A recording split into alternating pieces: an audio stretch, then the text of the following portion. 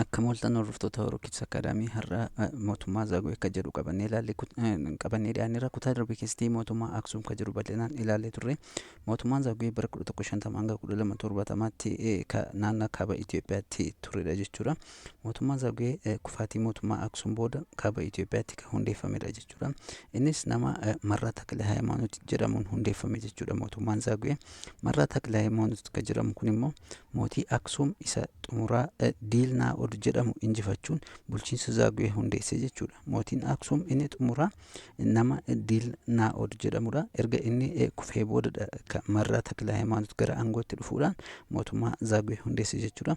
Mootonni Zaagwee giddugala bulchiinsa isaanii naannoo Laastaa jedhamu yookiin bakka Roohaa Adafaa jedhamutti taasifachuun bulchaa turanii jechuudha. Uummata naannoo sana ture yookiin bulchiinsa isaanii jechuudha. Mootonni Zaagwee aadaa, adeemsa siyaasaa fi gama bulchiinsaan waan akkaataa itti warri Aksuum bulchaa turan hordofuun kan itti fufsiisanidha jechuudha. Akka fakkeenyaatti kan ibsuu dandeenyus kan isaan ittiin gaggeessaa turan amantii kiristiyaanaa babal'isuudha jechuudha. Akkuma warra Aksuumii amantii kiristiyaanaa babal'isuu, barreeffama isaan fayyadamanis immoo akkuma warra Aksuum barreeffama afaan Gi'iziitti ture jechuudha kan isaan sirnaan itti fayyadamaa turanii. Daangaan bulchiinsa isaaniillee kan mootummaan irra caalaan daangaa mootummaan Aksuum dur bulchaa ture daangessuudhaan isaanis kan bulchaa turan jechuudha mootummaan Zaagwee. Mootonni Zaagwee Marraa Takle Hayimaanoot booda aangoo qabachuun kan beekame namoota adda addaadha jechuudha. Erga Marraa Takle Hayimaanoot aangoo gadhiisee Gabra Masqal kan jedhamutu dhufe. Gabra Masqalitti aansuun Harbee kan jedhu dhufe. Harbeetti aansuudhaan Laallibalaatu dhufe. Laallibalaatti aansuudhaan immoo Yeetibaarak kan jedhamudha jechuudha. Mootummaa Zaagwee keessatti kan bulchaatii turanii. Mootota kanneen keessaa Laallibalaan mootii mana amantii kiristiyaanaa hedduu ogummaa sadarkaa olaanaan ijaarsise jechuudha. Mootota amma olitti kaafne kana keessa jechuudha. Mootota Zaagwee bulchaa turan keessa Laallibalaan mootii amantii kiristiyaanaa babal'isuu fi gamoowwan mana amantaa kiristiyaanaa ijaarsuudhaan bal'inaan beekamedha jechuudha.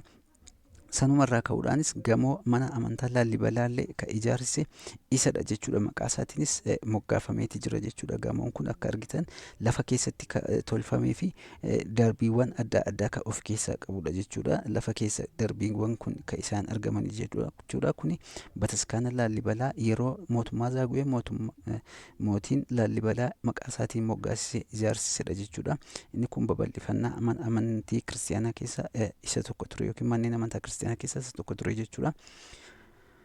Bataskaanonni Laallibalaa ogummaa adda ta'een dhagaa tokko irratti bocanii kan hojjetamanidha jechuudha. Bataskaanni Laallibalaa kan amma ilaalle kun dhagaa tokko irraa bocamuun kan tolfamanidha jechuudha yookiin haala kanaan kan ijaaramanidha jechuudha. Bataskaanonni kun lakkoofsaan 11 kan ta'anidha jechuudha keessatti kan hammatamanii jiranii. Bataskaanonni kunis maqaa mootii Laallibalaan kan moggaafamanii jiranidha jechuudha. Kaayyoon ijaarsa bataskaanota kanaas mootiin Zaagwee fudhatama argachuu fi magaala isaanii giddugala amantii kiristiyaanaa gochuuf kan turedha jechuudha. Egaa bara 11 keessa kan ijaarame jaarraa 20ffaa keessarra waggaa dheeraa akka turedha jechuudha. Hanga ammaatti bataskaanni kun tajaajila kennuutti argama jechuudha. Bataskaanonni Laallibalaa bara 1978 illee yuuneeskootti dabaree seenaa idil addunyaa ta'uun galmaa'aniiru jechuudha. Bara 1978 dhaabbati galmeessa wantoota taanjabili fi intaanjabili ta'anii yookiin immoo wantoota galmee seenaa irratti akka galmaa'u ta'eeti jira jechuudha. Wantoota qabatamoo fi ilaalamuu danda'an kanneen akka sirna gadaa ilaaluu dandeenya. Wantoota qaqqabamuu danda'aniif wantoota qaqqabamuu hin dandeenye jedhanii yuuniskoo irratti kan galmaa'an jiru. Isaan sana keessa wantoota qaqqabamuu hin dandeenye keessatti kan qaqqabamuu danda'an keessatti kan Laallibalaan galmaa'eeti jiru jechuudha. Diinagdeen isaaniis akkuma mootummaa Aksuum qonnaa fi daldala irratti kan xiyyeeffate yookiin kan hundaa'e ture jechuudha bal'inaan. Hojii daldalaa fi hariiroo biyya alaa karaa buufata doonii Zeelaatiin raawwataa turan jechuudha warreen kun. Warri Aksuum karaa kam raawwatu jennee paartii darbe keessatti warri Aksuum daldala isaanii hariiroo daldala isaanii karaa buufata doonii Adulis geggeeffataa turanii, warri Zaagwee immoo karaa buufata doonii Zeelaatiin raawwataatii turan jechuudha. Mootummaan Zaagwee biyyoota alaa kanneen akka Misrii fi Filisxeem waliin hariiroo cimaa qaba ture jechuudha. Warreen mootummaa Aksuum yoo yaadatte kanneen biyyoota Awurooppaadha bal'inaan bahaa fagoodha kanneen Arabaa, Paakistaanota waliin kanneen hariiroo qabaachaa ture biyyoota alaa wajjin.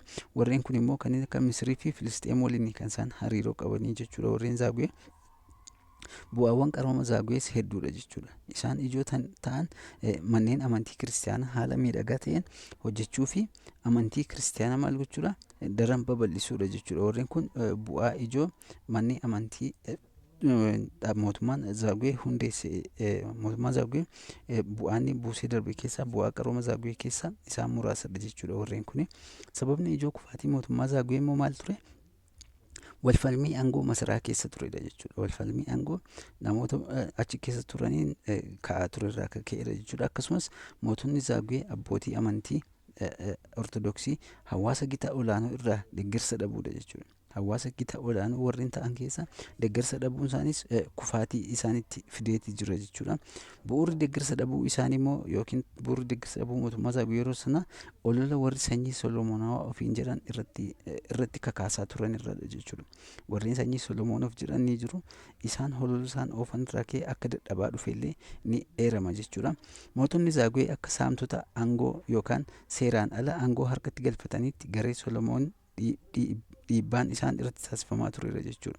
Warra kamirratti? Warra mootota Zaaguwee irratti karaa seeraan alaa aangoo harkatti galfatan jedhamuudhaan dhiibbaan isaan irratti qaqqabaatii ture jechuudha. Karaa garee warra Solomoon ta'anii Solomoonaawaa ta'anii jechuudha. Olola kana irratti hundaa'uun Tasfaa Iyesuus namni jedhamu bara 1270tti mootii Zaaguwee isa xumuraa Yitbaarak mo'atee aangoo qabate jechuudha. Bara 1270tti aangoon warra Zaaguwee xumurameetu Yitbaarak mo'atee aangoo qabate jechuudha. Maqaa gonfoo isaas Yiknoo Amlaak jedhee moggaafate jechuudha. Maqaa gonfoo isaa jijjiiree isa maqaa isaa Tasfaa Iyesuus irraa gara Yiknoo Amlaakitti jijjiiree jechuudha. Sana booda Yiknoo Amlaak sanyii Solomoonaawaa jalatti of qajeelchuun sirna mootummaa Solomoonaawaa hundeesse jechuudha. Bara kam 1270 booddee mootummaa Solomoonaawaa labsuu danda'e jechuudha. Mootummaa Zaaguwee ka jedhu sana dhiisee jechuudha. Egaa akka itti fufee ilaallu Gondarii ka jedhu 613 irratti bara 1632 hanga 1667tti mootiin Faasiliidas masaraa mootummaa Gondar haala miidhagina qabuun ijaarsisaati ture jechuudha. Bara 1636 Gondar mootii Faasiliidasiin hundeeffame. Sababa kanaan magaalaa Gondar yeroo dheeraaf giddugala bulchiinsa mootota Itoophiyaa taateetti turte jechuudha. Bara 1636tti Gondar wiirtuu siyaasaa fi bulchiinsaa akkasumas hanga bara 1850tti 1850mootaattis immoo tajaajila kennaati turte jechuudha. Wiirtuu siyaasaa fi bulchiinsaa ta'uudhaan jechuudha. Magaalaan Gondarii mootonni Itoophiyaa hedduunis Gondariin giddugala bulchiinsaa akka isaanii taasifachuun masaraa mootummaa miidhagaa ta'e ijaarsaniitu jiru jechuudha Gondar keessatti. Akkasumas Gondar magaala manneen amantii kiristaanaa baay'ee qabdu taatee beekamti jechuudha. Ogummaa fi haalli ijaarsa masaraa mootii Faasiliidas yeroo sanaallee kan Aksuumii fi kan Laallibalaa waliin walitti dhiheenya guddaa qaba yookiin wal fakkeenya ni qaba jechuudha. Qaroomni Gondar sadarkaa olaanaa irra kan gahe bara bulchiinsa mootota Faasiliidas 1632 hanga 1667tti bara Yohaannis 1667 hanga 1682 fi bara mootii Iyyaasuu 1682 hanga 1706tti ture jechuudha. Qaroominni Gondar bal'inaan sadarkaa olaanaa irra ga'eera kan jedhamu bara mootota kanneenii ture jechuudha. Yeroo kanatti egaa magaalaan Gondar daran guddachuun masaraawwan, manneen amantii fi manneen barnootaa amantii baay'een keessatti babal'achuu danda'anii jiru jechuudha. Ogummaan ijaarsa magaalaa Gondar ittiin beekamtus immoo keessaa inni guddaan masaraa mootota kanneen akka masaraa mootii Faasiliidas jechuudha. Kanaan bal'inaan beekamteetii jirti jechuudha. Masaraan kunis ijaarsa gamoowwanii tajaajila adda addaaf oolan hedduu of keessatti hammateeti kan jiru jechuudha. Masaraan kun qaama dabaree seenaa addunyaa ta'uun yuuniskoo irratti galmaa'eeti jira bara 1979 jechuudha. Akkuma kan Laallibalaa galmaa'ee jiru kunis dabaree seenaa irratti galmaa'eeti kan jiru jechuudha. Masaraa mootii Faasiliidas haala kanaan arguutti dandeenya jechuudha. Guutummaan guutuutti dhagaarraa akka tolfamedha. Egaa magaalaan Gondar daandii daldala kaaba gara kibba Itoophiyaatti deemu irratti hundeeffamuun ishee guddina isheef sababa ta'eeti jira. Daandiileen gara Matammaa, Adawaa, Mitsawwaa geessan magaalaa kana keessa qaxxaamuruun kan deeman jechuudha. Daandii kana irratti hundaa'uun hundaa'uun magaalattii immoo guddina giddugala daldalaa akka taatuuf bu'uura ta'eefiitii jira yookiin immoo karaa saaqeefiitii jira jechuudha. Hawaasni magaalaa Gondar gitaan kan qoqqoodamedha jechuudha. Hawaasni magaalaa Gondar akkuma mootota yeroo biroo gita mataa isaanii qaba jechuudha. Hooggantoonni bulchiinsaa fi amantii gita olaanoo jedhamuudhaan beekamu jechuudha. Warreen bulchiinsaa fi amantii akkasumas qonnaan bultootii fi jiraattonni magaalaa gita giddu galeessaatti ramadamu jechuudha. Warri qonna irratti xiyyeeffatanii fi warri magaalaa keessa jiraatan gita giddu galeessaatti qoodamu. Daldaltoonni fi ogeeyyiin harkaa fi lammiileen biyya alaa immoo gita gadi aanu jalatti ramadamaniiti jiru jechuudha. Gita hawaasaa sadiitu jira jechuudha. Gita bulchiinsaa fi amantii, gita qonnaan bultootaa fi jiraattota magaalaa, gita daldaltoota, ogeeyyii harkaa fi lammiilee biyya alaa jedhamu bakka kanatti qoodamaniiti jiru jechuudha. Hawaasi Gondar yeroo sana jiraataa turani.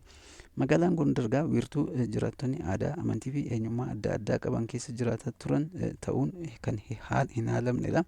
Jiraattonni kunneen hojiilee adda addaa hojjechuun bal'inaan kan beekamanii. Fakkeenyaaf musliimonni hojii daldalaa irratti hirmaataa turanii. Falaashonni immoo hojii suphee mukaa fi sibiila hojjechuun jiraataa turan jechuudha bal'inaan yeroo sanatti. Walumaa galatti dagaaginni qarooma Gondarii fi wiirtuu bulchiinsaa ta'uun akka itti fufuullee hin dandeenye jechuudha. Sababni isaas aangoo qabachuuf mootonni mormii walirratti gaggeessuun akka wal dadhabsiisaa turaniitti jiru jechuudha. Gondar magaalaa giddugala siyaasaa, daldalaa fi barnoota amantii taate tajaajilaas turteetti yeroo dheeraa fi booda irra garuu laafaa deemuu danda'eera jechuudha suni. Sababni isaas immoo mootonni naannolee kutaa adda addaan aangoon harkatti galfachuuf wal irratti mormii waan gaggeessaa turaniif jechuu dandeenya jechuudha. Kunis nageenyaaf tasgabbii dhabamsiisuun Gondar akka dadhabdu taasisee jira. Haala kanaan bara 1850 mootummaan Gondar guutummaatti kufuu danda'eera jechuudha. Bara kam? Bara 1850 mootummaan Gondar guutummaatti kufuutii danda'eera jechuudha. Egaa gara gaaffiileetti yogguu darbinu bu'aawwan qarooma gurguddoo qarooma Aksuum durii sadii tarreessi jedha. Bu'aawwan gurguddoon qarooma Aksuum durii maal fa'i ka jiru ilaalla jechuudha. Egaa gilgala kana yogguu ilaallu gilgala kana tokkoffaa irratti bu'aawwan gurguddoo qarooma Aksuum durii keessaa sadii tarreessi jira. Bu'aawwan gurguddoo qarooma Aksuum keessaa warqee, faaya akkasumas gogaa bineensotaa fi bineensota gara bakkeetti erguudhaan daldala keessatti bal'inaan hirmaachaa turani. Inni kun bu'aa daldala isaanii yookiin bu'aa qarooma isaaniitti jennee kaasuu dandeenya. Inni adda biraan gaaffii lammaffaatti bu'uurri dinagdee Aksuum, Zaaguwee fi Gondar maal ture ka jedhudha. Bu'uurri dinagdee Aksuum, Zaaguwee fi Gondar bal'inaan kan inni irratti xiyyeeffataa ture qonnaa fi daldala irratti ture jechuudha. Bal'inaan kan inni yeroo sanatti xiyyeeffachaa ture. Sadaffaa irratti buufata doonii mootummaa Aksuumii fi Zaaguwee wal bira qabuun yogguu ilaallu buufanni doonii mootii Aksuum yeroo sana ture Adulis ka jedhamuu fi sunis qarqara galaana diimaatti kan argamudha jechuudha. Inni adda biraan bara mootii Zaaguwee immoo kan ture buufata doonii Zeelaa ka jedhamuu fi qonnaaf daldala gara bakkeetti erguudhaaf kan itti fayyadamaa. Bu'aawwan qonnaa fi daldalaa gara bakkeetti erguu fi keessatti galchuuf bal'inaan kan itti fayyadamaa turanidha jennee kaasuutii dandeenya jechuudha. Afuraffaa irratti hariiroon hawaasa siyaasaa fi dinagdee Aksuum, Zaaguwee fi Gondar maal fakkaata akka jedhu kan ilaallu yoo ta'e warreen bal'inaan warreen kun hundiyyuu qonnaa fi daldala irratti kan xiyyeeffatan haa ta'an iyyuu malee Aksuum hariiroo biyyoota kanneen akka Sooriyaa, Misir, Roomaa fi Empaayeraa Beezantaayinn wajjin hariiroo cimaa qabu ture. Daldalaa fi qonnaa wal keessa deemsuun gaggeessaatii kan turan jechuudha. Bara mootii Zaaguwee immoo Misirii fi Filisxeem bal'inaan hariiroo jabaa waliin kan qaban ture jechuudha. Mootiin Zaaguwee Misirii fi Filisxeem waliin daldalaatii kan turani. Warreen Gondar immoo kaaba Itoophiyaa keessatti bal'inaan kanneen gara Matammaatti deeman, Adawaa, Mitswaa deeman Gondar keessa darbuudhaan hariiroo cimaa waliin qabu ture jechuudha. Yookiin hidhata daldalaa cimaa kan waliin qabanii ture jennee hariiroo isaanii yookiin walitti dhufeenya isaanii siyaas dinagdee isaanii wal bira qabnee haala kanaan ilaaluu dandeenya jechuudha. Egaan boqonnaa kanarratti kutaa kana keessatti kan isiniif dhiyeessine akkanumaan goolabneeti jirra. Kutaa itti aanu qabannee dhiyaana. Hanga sanattuu gaaffiiwwan jiran hojjechuudhaan shaakaluudhaan akka turtan abdii guutuun qaba. Nagaan tura.